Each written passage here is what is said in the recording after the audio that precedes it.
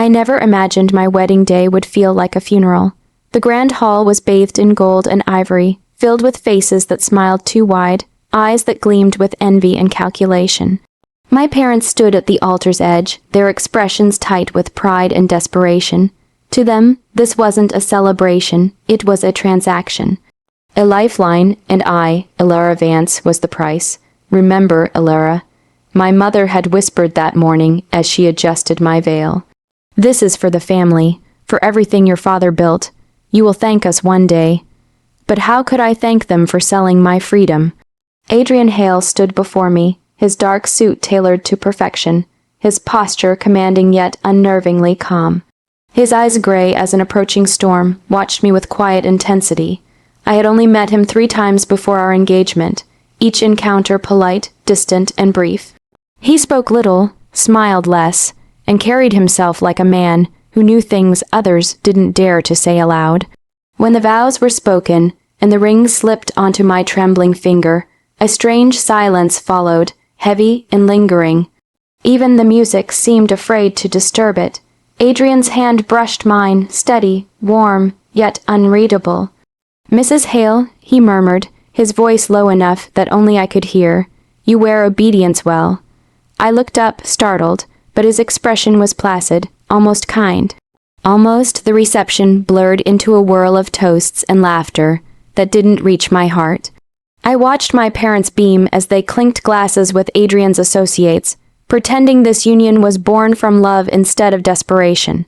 Every compliment about the beautiful couple cut deeper. Every congratulation felt like salt on a wound I couldn't hide. Later that night, when the guests had left and the chandeliers dimmed, I stood before the window of Adrian's mansion, our mansion now, and stared into the garden below. The roses were trimmed too perfectly, their beauty a little too controlled. "Much like my new life, you look disappointed," Adrian said from behind me, his voice calm, patient. I turned, startled to find him watching me with that same unreadable gaze. "I'm tired." I lied, of course, he said, stepping closer. "Tired or trapped?" My breath caught. "You knew I didn't want this." "I did," he replied easily, pouring himself a drink. "But I also knew you'd say yes. You always do what your parents tell you, don't you?" His words stung because they were true. He walked to the door, pausing with his hand on the frame. "Sleep well, Elara. Tomorrow, everything changes." When he was gone, I sank into the chair by the window, my wedding gown pooling around me like spilled light. Something in his tone had unsettled me, not cruelty, not arrogance, but certainty, as if he already knew the path ahead. And somewhere deep inside me, beneath the layers of silk and duty, a quiet voice whispered what I refused to believe. Adrian Hale didn't just marry me to save my family's legacy. He married me because he knew their secret. The first week of marriage felt like living inside a dream I couldn't wake from, a gilded cage lined with silk sheets and polite silence. Adrian and I shared a house but not a life. He worked late, left early, and spoke to me with the detached politeness one might use with a business partner. Yet there were moments fleeting, sharp, when I caught him watching me as if I were part of a puzzle he'd already solved. My parents visited often, their smiles too bright, their questions too rehearsed. My father's booming laughter filled the drawing room while my mother fussed over trivialities. But beneath the performance, something was wrong. Their tone with Adrian had changed, measured, almost deferential. My father, who once boasted of his power over every man in the city, now chose his words with careful precision around his new son-in-law. One evening, as the sun bled crimson through the windows, I overheard them in the study. "We did what we had to," my father hissed.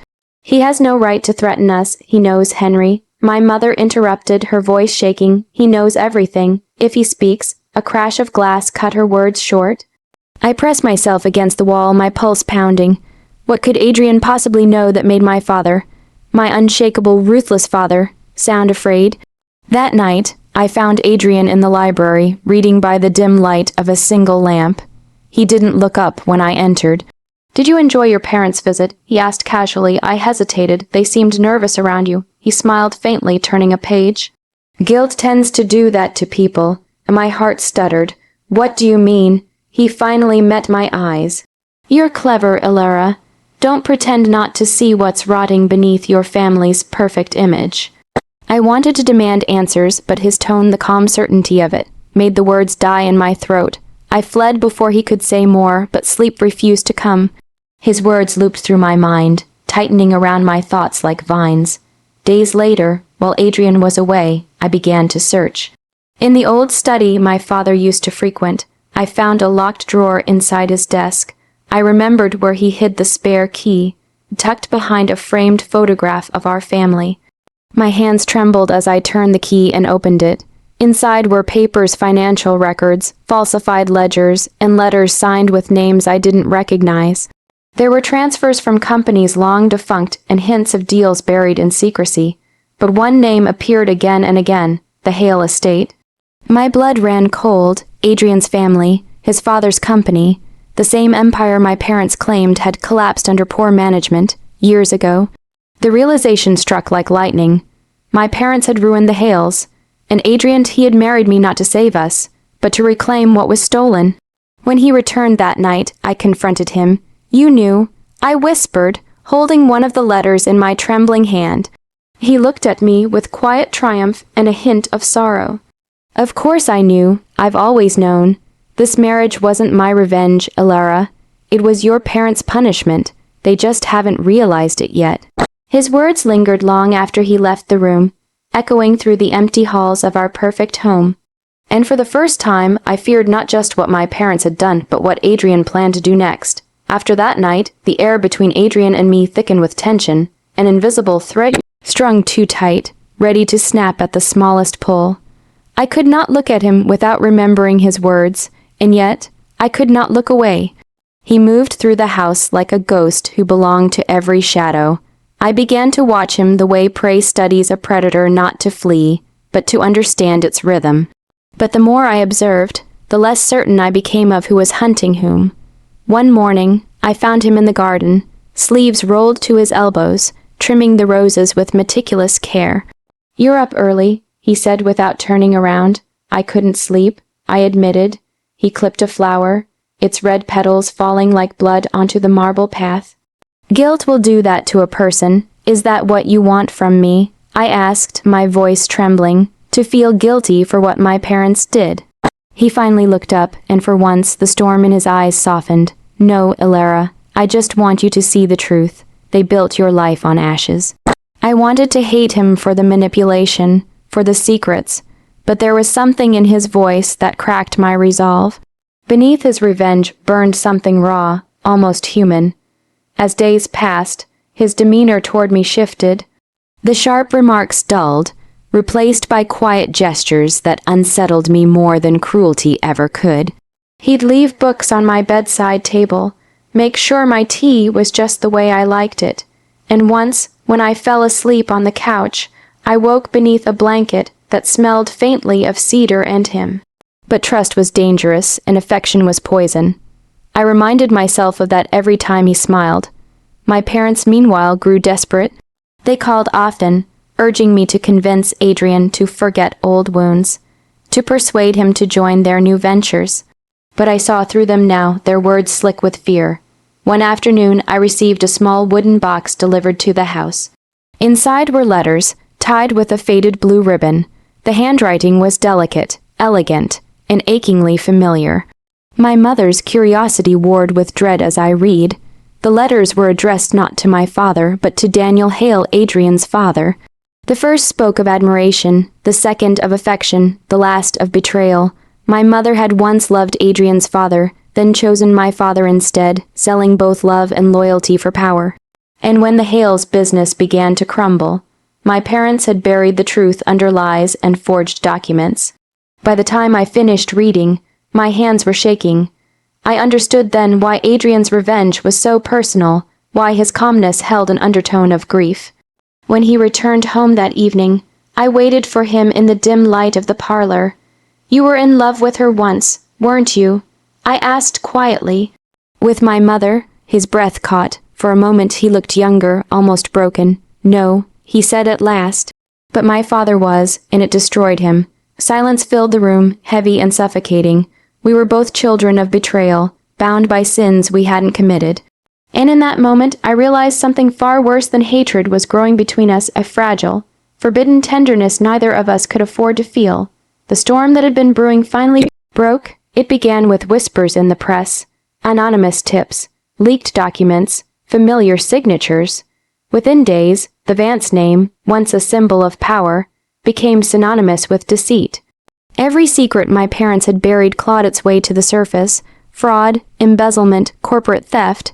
The entire empire they'd built on stolen foundations crumbled beneath their feet. I watched it unfold in silence. Adrian didn't gloat. He didn't celebrate. He simply stood by the window of his study, hands clasped behind his back, as the world tore itself apart around us. "They'll lose everything," I said quietly. He turned to me, his expression unreadable. "They already did, years ago. I'm just reminding the world of the truth." There was no triumph in his voice, only exhaustion. For the first time, I saw the cost of his revenge written in the faint lines around his eyes. My parents came to the house one final time. My mother's face was pale, her hands trembling as she reached for me. "Please, Alara," she whispered. "He's destroying us. You have to stop him." I looked at her, this woman who had traded love for greed, who had forced me into a marriage to preserve a legacy built on lies. And I felt nothing. "Did you stop when you destroyed the Hales?" I asked softly, "when you took everything from his family?" Tears welled in her eyes. "I did it for you, for your future." "No," I said, shaking my head. "You did it for power." My father said nothing. He couldn't meet my gaze. For the first time in my life, I saw him not as a titan of industry, but as a coward drowning in the ruin he'd made. When they left, Adrian found me standing by the door, tears slipping silently down my cheeks. "You got what you wanted," I said bitterly. "Are you happy now?" He hesitated, his voice low. "No, Alara, revenge doesn't heal, it only empties." The quiet that followed was heavy, filled with everything neither of us dared to say. Weeks passed. The Vance estate was sold, the accounts frozen, the name dragged through every headline. Yet amidst the wreckage, something unexpected bloomed. A fragile peace. Adrian no longer hid behind his cold mask, and I no longer feared the truth between us. One evening, as we walked through the garden, the same garden where the roses once seemed too perfect, he reached for my hand. "I never meant to hurt you," he murmured. "You were the one part of this I never planned for." "And now?" I asked. He smiled faintly. "Now I want to start over with you, if you'll let me." I looked at him then, not as the man who had ruined my family, nor as the one who had been wronged, but as someone who, like me, had spent his life bound by the choices of others. We were both scarred, both haunted. "I don't forgive you," I said honestly, "but I understand you." He nodded. "That's enough." As the sun sank below the horizon, painting the world in hues of fire and gold, I realized that from the ashes of vengeance, something fragile yet real had been born. Not love, not yet, but something close enough to build upon. For the first time, our legacy wasn't written in lies or blood. It was written in truth.